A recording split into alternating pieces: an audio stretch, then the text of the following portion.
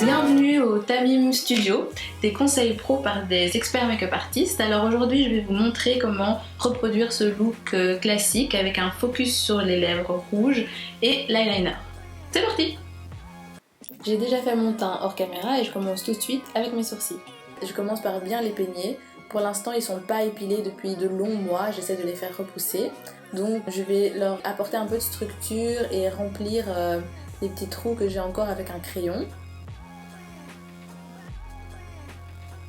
Pour les remplir, je fais vraiment des petits mouvements, j'imite le poil et j'évite de faire des lignes trop marquées.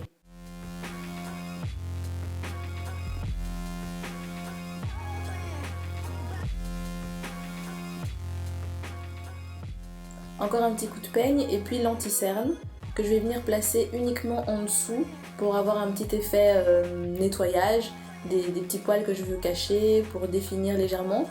Et je ne vais pas mettre d'anti-cerne au-dessus des sourcils parce que ça va trop marquer et c'est ce que je veux éviter. Donc je vais faire uniquement le dessous que je vais placer au pinceau et estomper au doigt.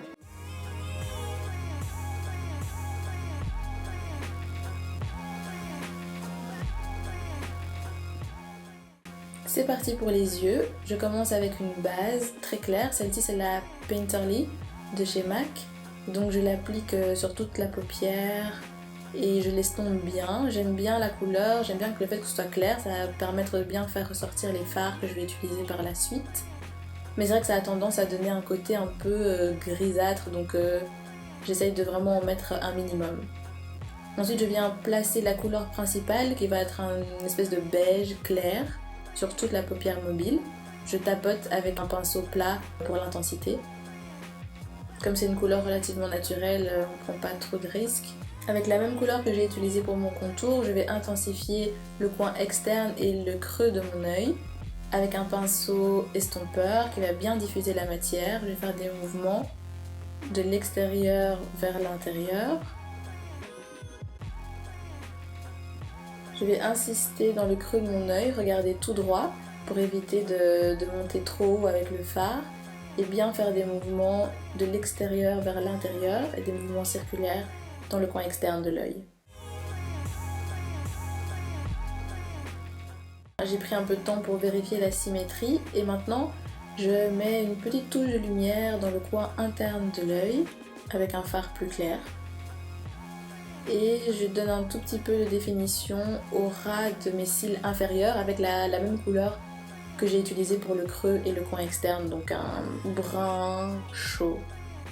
Place à l'eyeliner, je vais commencer par l'extérieur, la pointe. Prends un petit peu de recul pour voir si c'est joli. Et puis je fais la partie intérieure. J'aime bien l'eyeliner fin, ça dépend des goûts. Et je fais attention de bien rejoindre les deux parties, que ce soit bien au ras de mes cils aussi, qu'il n'y ait pas un espace entre la ligne de l'eyeliner et le ras de mes cils. Vu la forme de mon œil, je veux lui donner le côté le plus étiré possible, donc je vais faire attention à ce que l'eyeliner ne soit pas trop épais au niveau du centre, ce qui accentuerait sa forme ronde. Place au mascara. Alors avec mes cils courts, emmêlés, recourbés, je privilégie des mascaras avec des brosses en silicone, pas trop grosses et avec des brins courts. Ça me permet de bien démêler mes cils et de les allonger au maximum. Je ne le fais pas toujours, mais donc là je mets du mascara sur les cils du bas comme j'aimerais bien donner un petit peu d'intensité. Sur mon nez aussi un petit peu, voilà. Non, donc là la technique, si ça vous arrive, vous le laissez sécher un petit peu et ensuite vous retirez délicatement au mouchoir, un petit coup de Beauty Blender et c'est parti.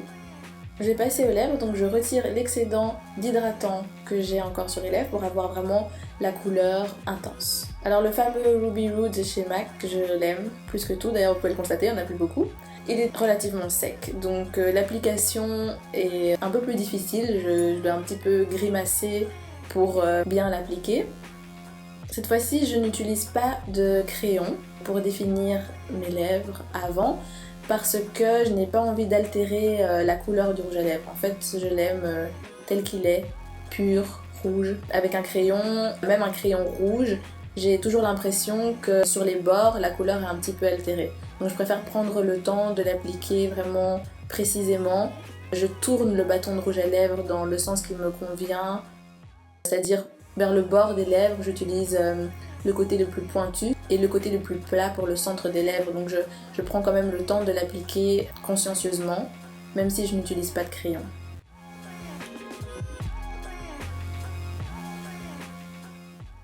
Et voilà, j'ai presque fini. Je vais quand même mettre un petit coup de blush avec un pinceau biseauté. Je vais l'appliquer vraiment sur la pommette, donc entre l'highlighter et le contour. Donc là, je pars de l'extérieur, je viens vers l'intérieur et je ferai ensuite des mouvements circulaires pour bien l'estomper. C'est un blush crème, donc je fais attention à en mettre vraiment peu puisque j'ai déjà poudré, etc. Je n'ai pas envie de déplacer toute la matière et d'avoir un effet un petit peu surchargé en termes de produit. Donc j'en prends un petit peu, quitte à en rajouter, et j'estompe bien. Pour réchauffer mon teint, je remonte légèrement vers ma tempe avec le tout petit peu de produit qu'il me reste, mais donc il faut vraiment pas que ça se voit que j'ai du blush sur la tempe. Et voilà!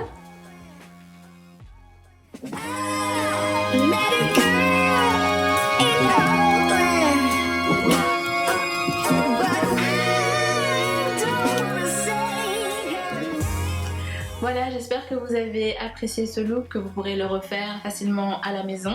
Si c'est le cas, n'oubliez pas de thumbs up, commenter, partager, nous donner vos impressions, vos avis, nous poser vos questions.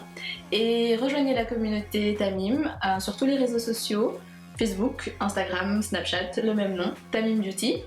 Et surtout, ne l'oubliez pas, ce n'est pas une transformation, c'est une révélation.